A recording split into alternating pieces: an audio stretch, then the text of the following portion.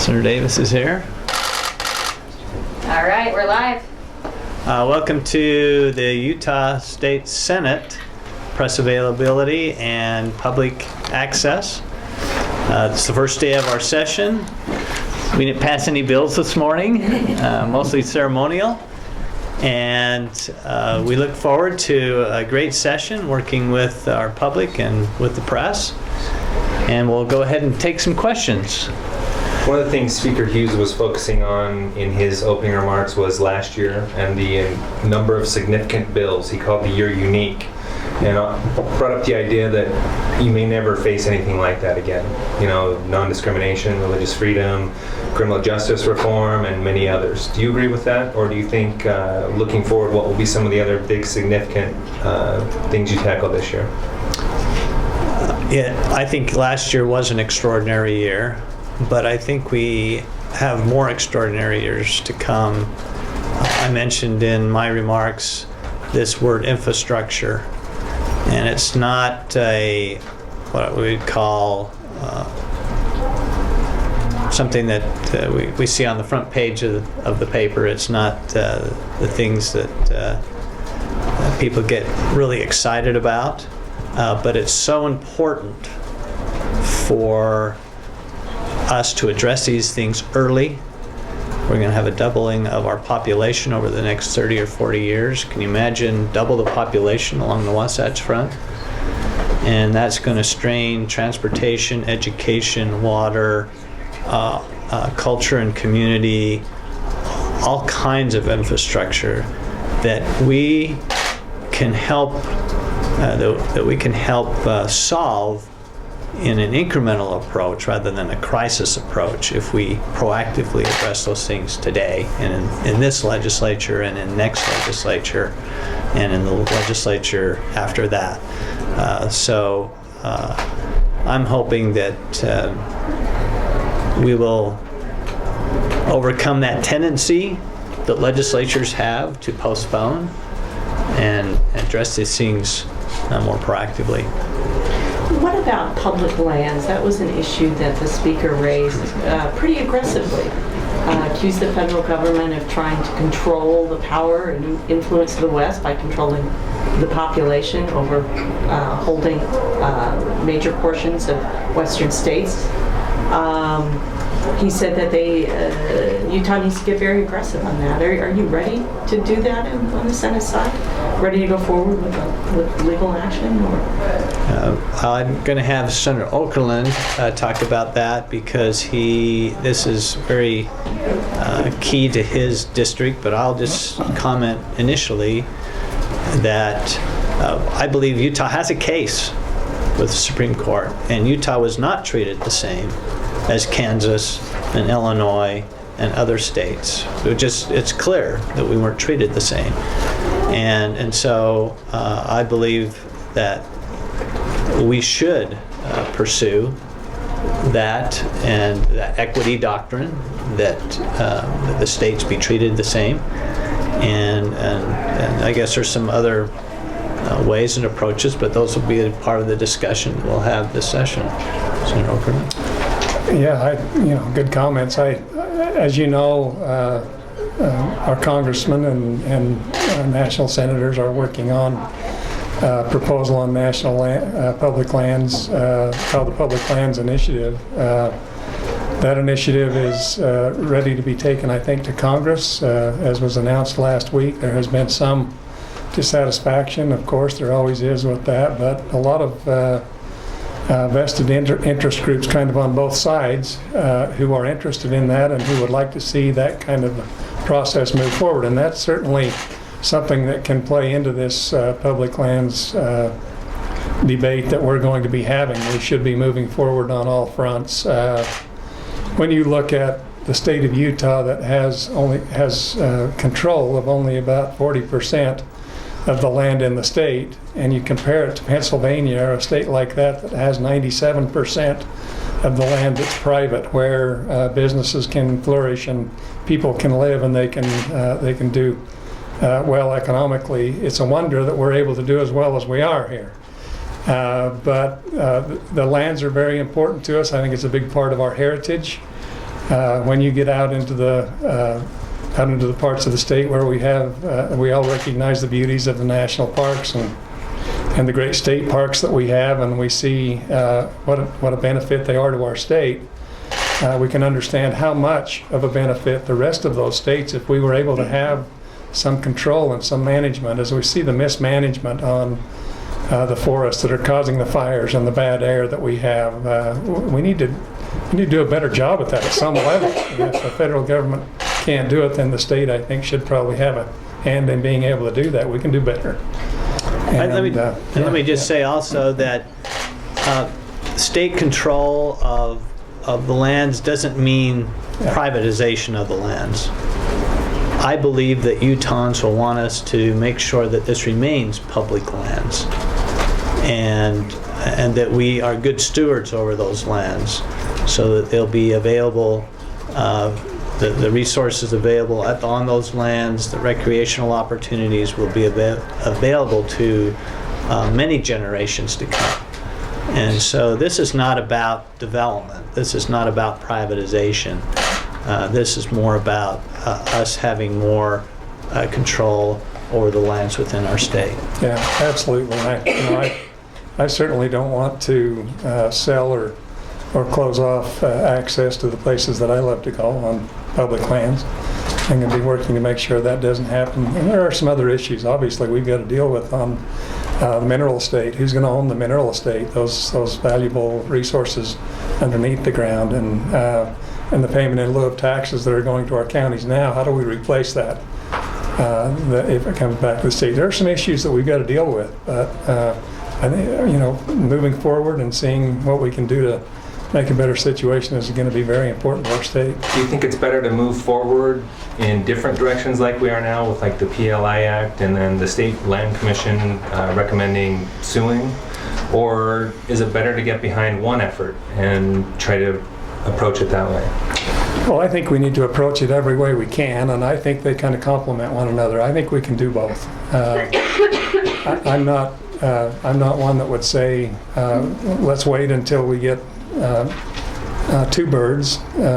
If there's something that we can get where we have one bird that we can catch, we probably ought to do it. And then we move forward and try to do everything we can to do even better. And so I'm not one that would say, let's wait. I'm really afraid that if we wait, we end up with more monuments. And so I think we need to move forward with the Public Lands Initiative and try to get something done there.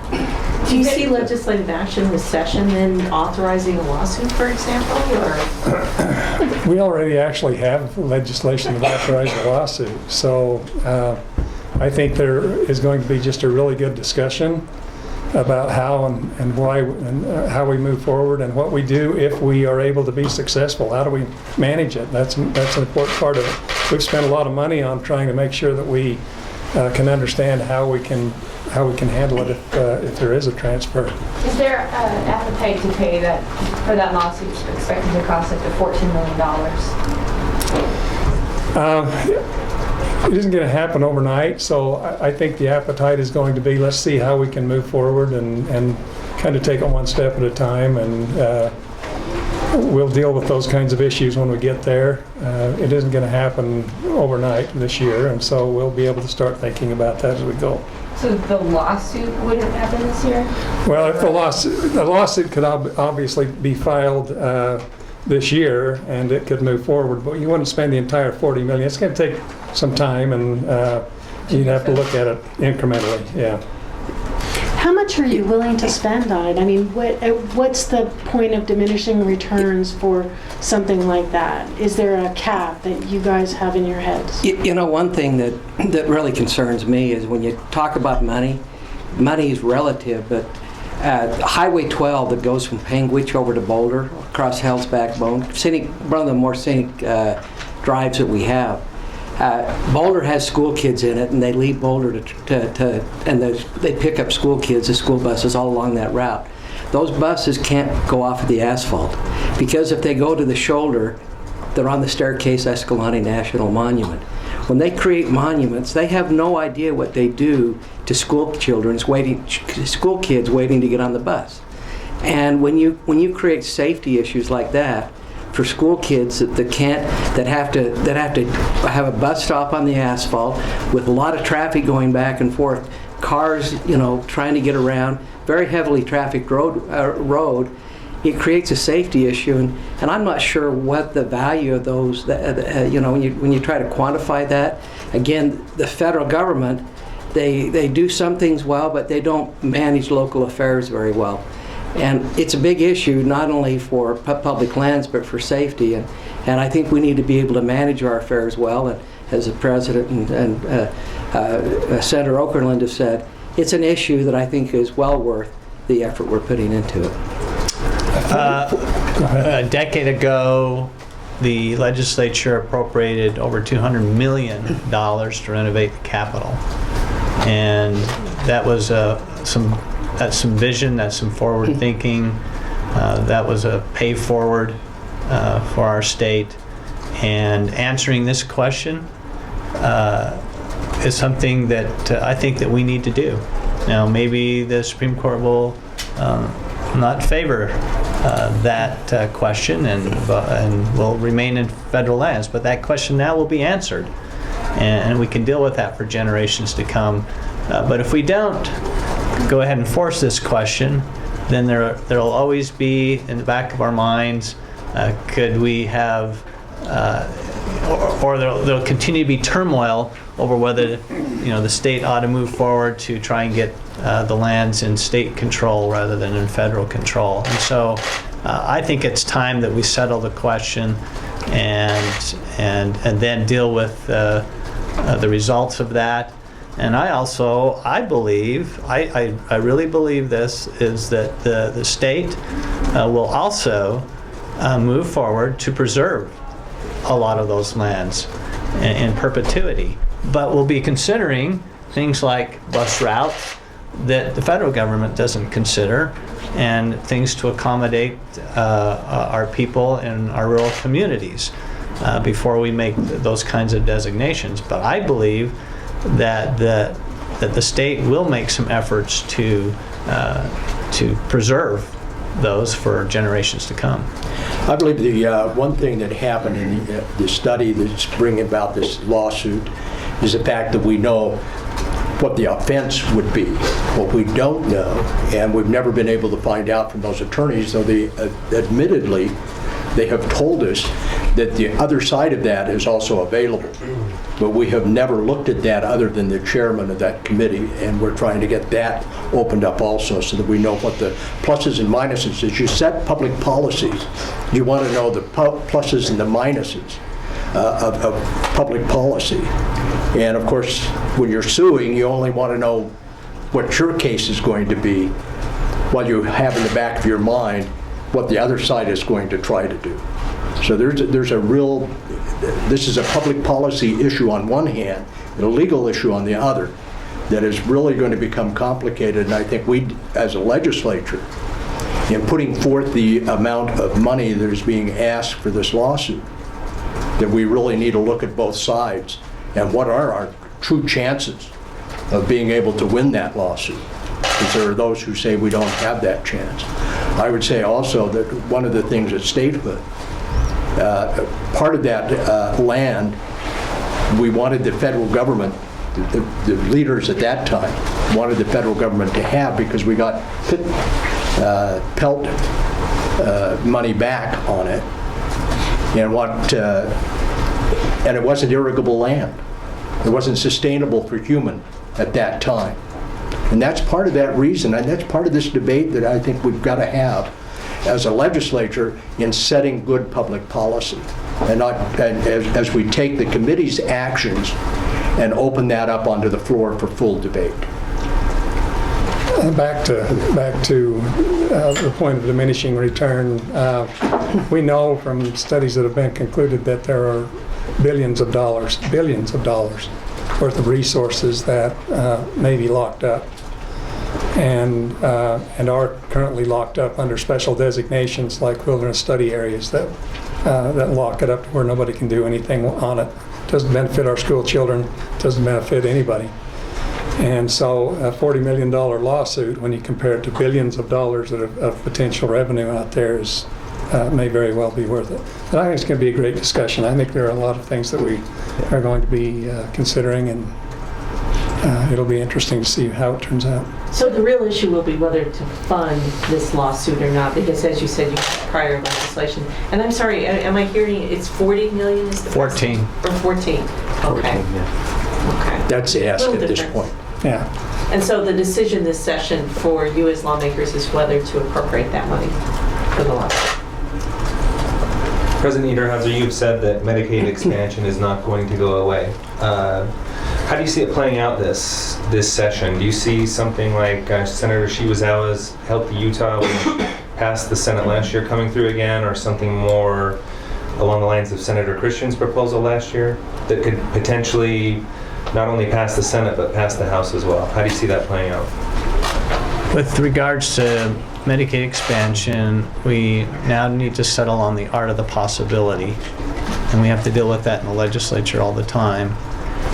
And so I believe that we'll pass some kind of Medicaid expansion, but it will be but it will be similar to what passed the House last session, dealing with a subsection of the 0 to 100% of poverty level up to a certain income level within that population, and that will probably incrementally bite off on that coverage gap over the years, so that by 2021 I believe we will be covering the 0 to 100%, but the federal government will have complete risk for the 100% to 138%, which they do today and are covering them. So those folks are already covered. Our focus, I believe, now should be on the gap. There is a change in policy on the House Republican side about daily media availabilities. You've done this throughout your tenure as Senate President, as well as past Senate Presidents. Tell us what the value you think of this daily availability is, and then if you could comment on the House Republicans' decision not to do that this session, to instead allow for one-on-one time with the Well, I speaker won't when comment available. on the House's position. That's something you can talk to them about. But I will comment that we feel this is very valuable. We want to have these media availability and public access. We want that to be out on the internet. That's what we're doing now. We encourage the press to be here every day. We want the public to know what we're doing here in the legislature, in the Senate specifically, and we'll continue to take that approach. Was there any thought of making a change this session for any reason? We had not considered that at all. It works well for us, we believe. Medical marijuana will be another big issue this session, of Yes, course. it will. What's that? Senator Madsen is bringing his bill back, and then Senator Vickers and Representative Dyer are also teaming up for a more limited approach. Do you think the votes are in the Senate this year to get Madsen's through, or are we looking more at something like what Vickers is running? Well, I don't know what the votes will be. It was one short last year on Senator Madsen's. I haven't talked with any members of the Senate to see, or have polled them to see if the feelings have changed. But we have an introduction now of another bill, a more limited approach, and maybe that will gain some favor, or maybe we won't pass either of them. I mean, those are, I think, the possibilities that we face with that issue. Do you see a pathway forward, like what the governor said last week? He came out and said, I do see a pathway forward. It's just a matter of getting the right approach. Yeah, I believe there's a pathway forward, but will it happen this session? You know, maybe not. I think the biggest issue, at least for me personally, is that there is a controlled distribution of medical marijuana and whatever variations of medical marijuana there are. and that we're very careful that we're very careful on the policy that we create, so that we don't have a lot of the negatives that are happening in other states that have opened up, and not just for medical marijuana, but for recreational marijuana. And I just hope we're not going down the road of stair-stepping from medical marijuana to recreational marijuana. And we need to understand clinically, does medical marijuana clinically have the effect that, we're at least being told the effect that it has? Any Dr. Feelgood reference on that? No, I don't have that. No. I think the debate. You don't want a headline? The debate on this is good in the Senate. We had that last year, and part of the discussion that we had in trying to pass it was to get it to the House so they could also begin the debate on this issue. This is an issue that's, once again, is probably going to happen sooner or later. I know I've been talking with an assemblyman out of New York where they passed medical marijuana, and they put it under some pretty tight controls, and they're having problems now because it's over control. And California, they say it's right next to being really recreational, but yet there are some real stringent rules and controls there. Nevada has it, also Arizona all have medical marijuana laws, and we're not hearing of great abuses in those states. So it's something I think we need to take a look at. We need to set the policy for the state of Utah and move forward. And Senator Davis, we didn't take the opportunity, but you also have a bill on Medicaid. Yes, I have a bill on full Medicaid expansion.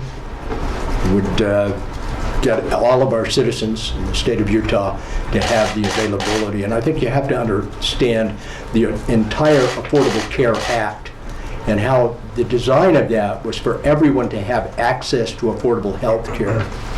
And there's a lot of subsidies and a premium. There's a lot of tax credits and other things that make it available, affordable for great numbers of our population. But when you get to about 138%, it becomes very, very difficult for those individuals to be able to afford a premium. And that's the reason that 138% threshold was put in there, was to get it so that everyone in the state of Utah had access to affordable health care. So we know the House wouldn't even pass Help to Utah last year, though. Right. And that's scaled back from full Medicaid expansion. So why take the effort to put a bill out there for full Medicaid expansion? Because if we don't have the discussion and the availability is not there, then the whole issue is dead.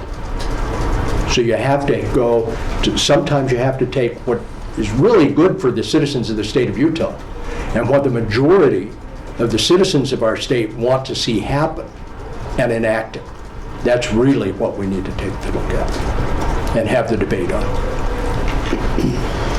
I want to ask about the Justice Reinvestment Initiative. The suspect in the shooting of Officer Barney, the parole board says that they could not send him back to prison for more than 2 months for his last violation because of some of the changes in that initiative. Is there any talk about revisiting those, studying those again in the wake of the officer shooting?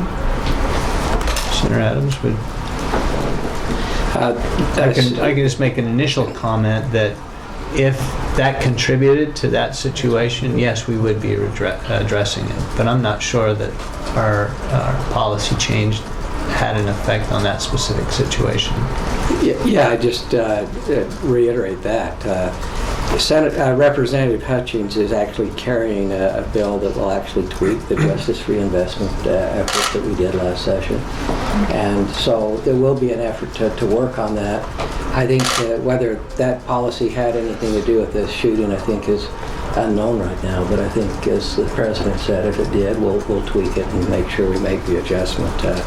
One thing is you talk about justice reinvestment, it ties a touch into, could tie a touch into medically frail or trying to, some of those individuals actually might qualify as we try to move from incarceration to treatment, may qualify for Medicaid.